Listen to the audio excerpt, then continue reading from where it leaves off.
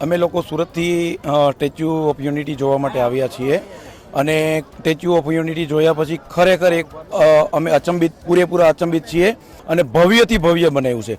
ખરા અર્થમાં કહીએ તો સરદાર સાહેબને આટલા વર્ષો પછી પૂરો ન્યાય મળ્યો છે.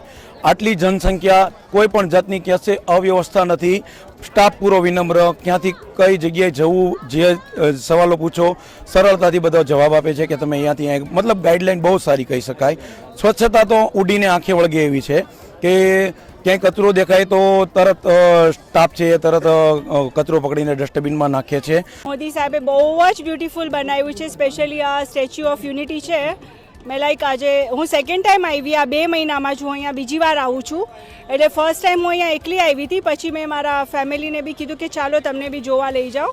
તો અમને એટલું ગમ્યું. અહીંયા એટલી બધી એક્ટિવિટીઝ ને છે. સ્પેશિયલી મને ઓલો લેડીઝને જે મોદીજીએ રિક્ષા કોન્સેપ્ટ કર્યો છે એ one of my favourite. Really I appreciate કે એમને લેડીઝ માટે એટલું બધું ડિટેલમાં જઈને એમણે થિંક કર્યું છે બધું.